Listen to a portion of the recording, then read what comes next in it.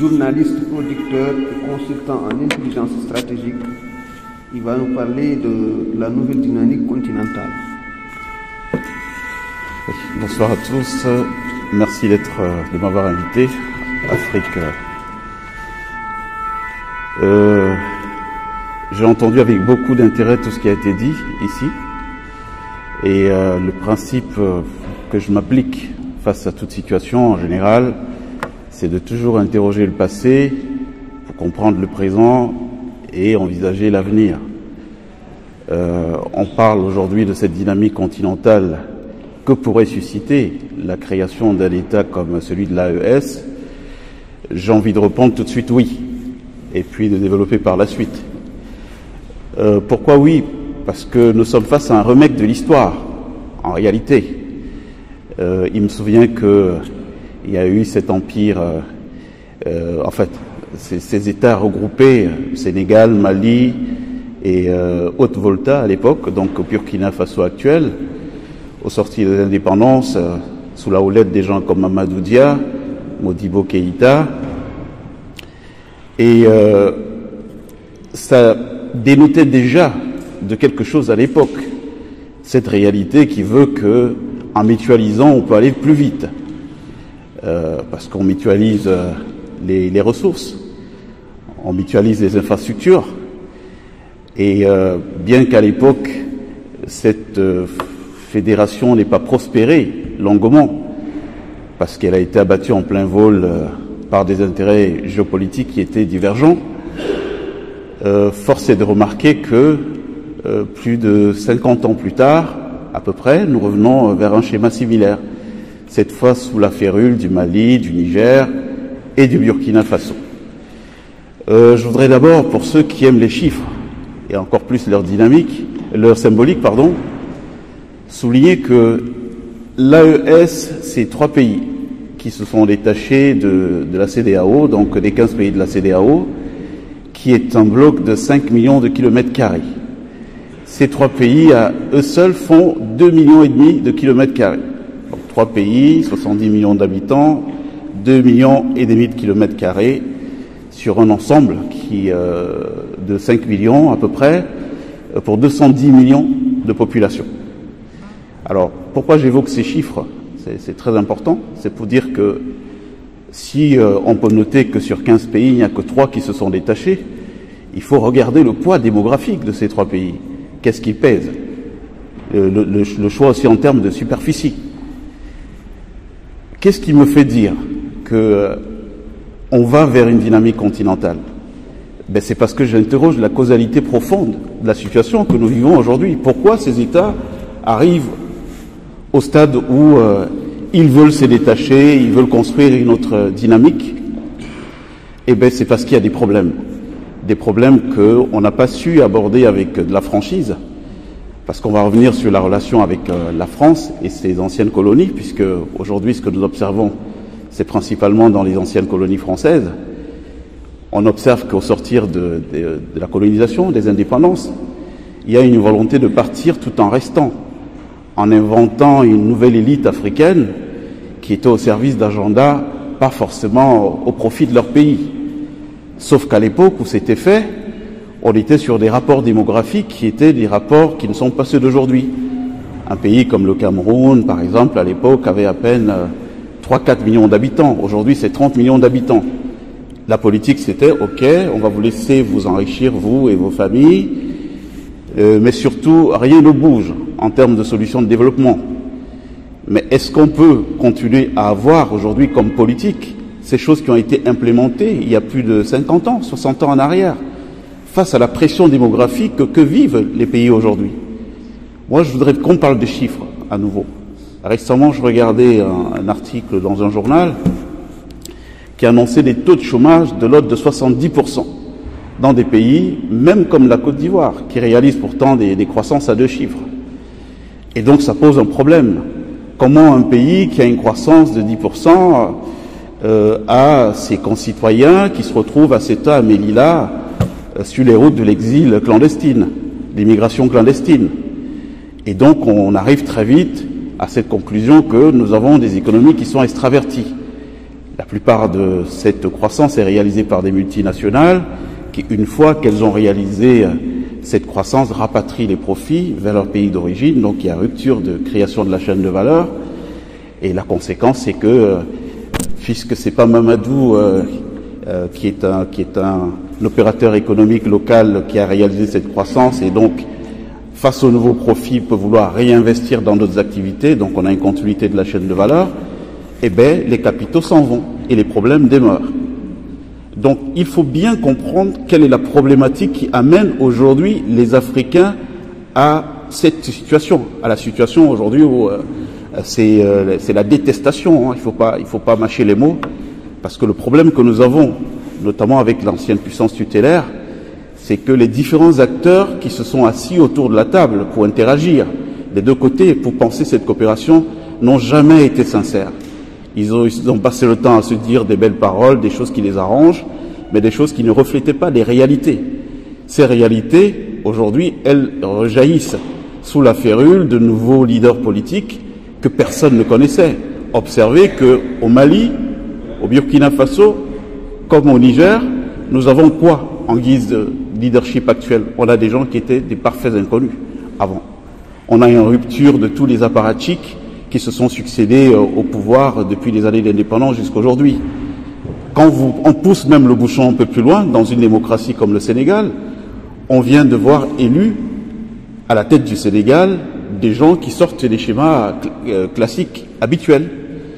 Donc, pour dire quoi? Pour dire que tant que nous n'avons pas questionné la causalité profonde des problèmes auxquels on est confronté, on ira toujours vers un accroissement de ce qu'on est en train de vivre, et c'est ça qui me rend optimiste sur l'expansion, ou plutôt, j'allais dire, la répétition de ce que nous voyons au niveau de la CEDEAO, au niveau de l'AES, qui peut nous amener donc vers une dynamique continentale.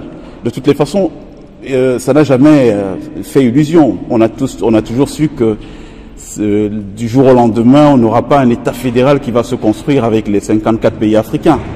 C'est impossible, il y a beaucoup de disparités. Donc l'idée, c'était de partir de petits ensembles sous-régionaux et puis à partir de ces ensembles régionaux d'agréger pour créer finalement une dynamique fédérale africaine, un peu comme les États-Unis se sont constitués. On n'a pas commencé tout de suite avec tous les États. Les États se sont agrégés au fur et à mesure autour d'un projet qui était séducteur et qui portait en lui des germes de prospérité. Donc moi je crois que, et ça c'est mon avis, hein, je peux me tromper, mais au regard de la profonde connaissance que personnellement j'ai de la situation, j'ai fait à peu près tous ces pays africains qui sont concernés dans le cadre de mon travail, j'ai sondé l'humeur de la société profonde, j'ai rencontré les vrais gens. Il y a un vrai ras-le-bol aujourd'hui parce que vous ne pouvez pas continuer à avoir des pays qui ont 30 millions d'habitants et à peine 3% de la population qui ont un salaire tous les mois. Et quand je vous le dis, je n'exagère pas le trait. Auprès d'un pays comme le Cameroun, vous avez 754 000 salariés du privé, 324 000 avec l'armée du public. Sur une population de 30 millions d'habitants, ça fait à peine 1 million de personnes qui ont un salaire tous les mois. Ça veut dire que pour que les 30 millions vivent, il faudrait que chacun de ces 1 million s'occupe de 30 personnes. C'est juste pas tenable. Donc aujourd'hui, on est face à une situation économique qui apporte le rejet qu'on peut voir de tous les équilibres qui ont été installés auparavant. Et le problème de ces équilibres, c'est qu'ils ne se sont pas réinventés. On a une élite, c'est Bourdieu qui parlait de la reproduction sociale, et j'aime bien parler de Bourdieu devant un anthropologue, sociologue, c'est Bourdieu qui en parlait, pour dire que même ceux qui sont ici au niveau hexagonal, au niveau de l'Europe, appelés à repenser ces nouvelles politiques, ne se sont pas mis à jour parce qu'ils ne se sont pas reproduits. C'est les fils d'eux qui ont entendu papa faire de la politique d'une certaine manière et qui viennent reproduire des schémas qui sont, à mon sens, complètement frappés d'obsolescence aujourd'hui. Donc, l'intérêt de voir émerger des ensembles comme celui de l'AES, qui, moi, je pense qu'on aurait pu inventer une nouvelle relation, hein, parce que mon sentiment, c'est que l'Afrique n'a pas réellement d'intérêt à ce que la France soit faible. Vous savez, une grosse partie de la sécurité sociale de cette Afrique a été sous-traitée à ces diasporas. qui vivent dans ces pays. Donc si c'est des pays qui s'affaiblissent, eh bien cette sécurité sociale africaine va prendre un coup. Parce que tous nos pays sont organisés sans donc la sécurité sociale. Les gens qui sont malades, c'est l'argent que les diasporas envoient. Donc en réalité, il n'est pas de notre intérêt d'avoir une France qui s'affaiblit, une Europe même en général qui s'affaiblit. Maintenant, il y a autre chose qu'on peut dire, c'est qu'on encourage facilement certains mimétismes. Quand on parle de l'invasion de nouveaux moules conjugaux, de nouveaux moules familiaux, de nouvelles formes de conjugalité, on encourage les Africains à les adopter. Bon, on ne peut pas avoir vu l'exemple européen, voir l'Europe se construire sous nos yeux, applaudir des deux mains, et aujourd'hui vouloir décourager des initiatives pareilles quand elles concernent l'Afrique. Surtout qu'on sait que, individuellement, en restant dans les enclos coloniaux, rien de solide ne peut prospérer en réalité. On a aujourd'hui besoin de bâtir un secteur infrastructurel dynamique, et pour ça, il faut mutualiser. Il faut des projets transnationaux. Il faut des autoroutes qui vont de Bamako à Niamey, en passant par le Burkina Faso, Nouakchott. Bref, il faut désenclaver l'Afrique. Parce que ce vers quoi on doit fatalement aller, c'est vers l'industrialisation de l'Afrique. Et ce qu'on observe aujourd'hui, c'est que petit à petit, on y arrive. Et c'est dommage. La France est un pays qui est une puissance nucléaire, donc il y a un vrai savoir-faire. Vous avez des sociétés comme Areva, qui ont un savoir-faire qui est pluridécennal. C'est dommage de voir que aujourd'hui, au Burkina Faso, par exemple, que le premier projet de nucléaire civil qui est en train de vouloir émerger de ce côté, que ce soit un projet porté par des partenaires alternatifs. Pourtant, ces savoir-faire sont là, sont existants. Il aurait tout simplement fallu repenser la relation, se dire on ne peut pas continuer à faire de cette Afrique l'endroit où on va prendre la matière première pour développer ailleurs, pendant que les gens sont dans des paupérisations qui sont tout simplement scandalisantes. Donc, la dynamique continentale qui peut être impulsée à partir de l'exemple de l'AES, moi je la vois très fortement. Et ne perdez pas de vue qu'aujourd'hui, on est dans les luttes actuelles, il y a le facteur cognitif qu'il ne faut pas sous-estimer. La guerre, elle est d'abord cognitive. C'est le maniement des symboles. Les gens, ils voient ce qui se passe, ils s'informent, ils regardent les réseaux sociaux, et à travers les réseaux sociaux, ils voient des initiatives qu'ils ont envie de reproduire. Donc si on a une AES qui réussit, une alliance des États du Sahel qui réussit, eh bien ne soyez pas étonnés de voir que même par simple mimétisme, on voit germer dans d'autres zones de l'Afrique c'est des regroupements d'ensembles sous-régionaux qui vont aboutir à quoi? Qui vont aboutir à la dynamique continentale, donc à l'État fédéral africain. Donc en clair, pour mes résumés, est-ce qu'on peut aller avec ce qui se passe avec l'AES vers une dynamique continentale? Je dirais oui. Et pourquoi? Eh bien parce qu'il y a des problèmes qui n'ont pas été réglés et qu'il faut peut-être solutionner. Parce qu'à mon avis, il n'est pas trop tard. Il y a des choses qu'il faut continuer. Moi qui vous parle, j'ai une famille à la fois africaine et française. Donc mon projet de vie, ce n'est pas en termes de legs patrimonial de laisser à ma famille française une France faible. Mais il faut avoir des interlocuteurs qui veulent entendre un nouveau discours qui émerge. À force de se braquer, à force d'ostraciser ceux qui ont une vision un tout petit peu différente des choses, pour mettre autour de la table ceux qui tiennent le discours convenu, et ben on arrive à ces replis qui sont dommageables pour tout le monde, pour la France comme pour l'Afrique.